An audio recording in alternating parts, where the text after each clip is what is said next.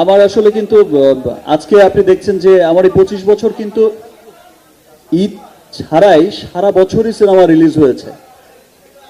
কিছু কিছু মানুষ দেখবেন যে আপনার আমাদের একটা গল্প আছে, তাহলে ছেলে তো পড়াশোনায় ভালো, বলে যে পড়াশোনায় ভালো হলে পাশ করবে না, এবার পাশও করেছে, এবার বলে যে পাশ করেছে চাকরি পাবে না, বলে চাকরিও পেয়েছে, চাকরি পাবে বেতন পাবে না, বেতনই তো ভাই বেতনও পেয়েছে, সবকিছুই তো ভালো, শেষমেশ বলে যায় বেশি ভালো ভালো না।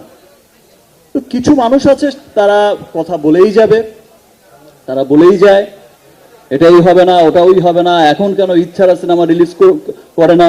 আরে ভাই গত 25 বছর ধরে ঈদের বাইরে সিনেমা রিলিজ করে প্রমাণ করতে করতে করতে করতেই 25 বছর পার হয়ে গেছে। এখন বিষয়টাকে আমি আর প্রমাণের মধ্যে দেখি না যে আমাকে আর কিছু প্রমাণ করতে হবে। এখন শুধু আমি কাজ করতে চাই, কাজ করে যাচ্ছি আমার সেই ভালোবাসার মানুষদের জন্য, যারা আমি 9 মাস পর বিদেশ থেকে যখন ফিরেছি ইউএস থেকে, তখন যারা লাইন ধরে দাঁড়িয়েছিল, আমি কাজ করতে চাই তাদের জন্য, আপনাদের জন্য, মিডিয়া কর্মীদের জন্য। আমি যখন এয়ারপোর্ট থেকে নেমে আমি লাউঞ্জের দিকে আসছিলাম, দেখি যে সমস্ত কর্মীরা, আপনারা আমাকে, আমার সেই বন্ধুরা, আমার সেই ভাইরা, সেই বোনরা, সবাই আপনারা সবার ক্যামেরা নিয়ে সবাই যার যার মতো কিন্তু সেখানে এই যে একটা ওয়ার্ম ওয়েলকাম, এই যে একটা ভালোবাসা, আমি সত্যি সত্যি সেই ভালোবাসার দাম দিতে চাই। সেই জন্যই আমি এখন সিনেমা খুব কম করি। আমি চেষ্টা করছি যে খুব ভালো ভালো বেছে বেছে সিনেমা করতে।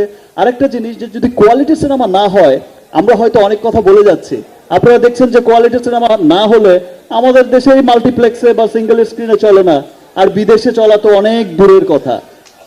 একটা ইংলিশ সিনেমার পাশে, একটা বলিউডি হলিউডি সিনেমার পাশে আমার সিনেমাটাকে স্থান দেবে, এটা তো কোয়ালিটি লাগবে।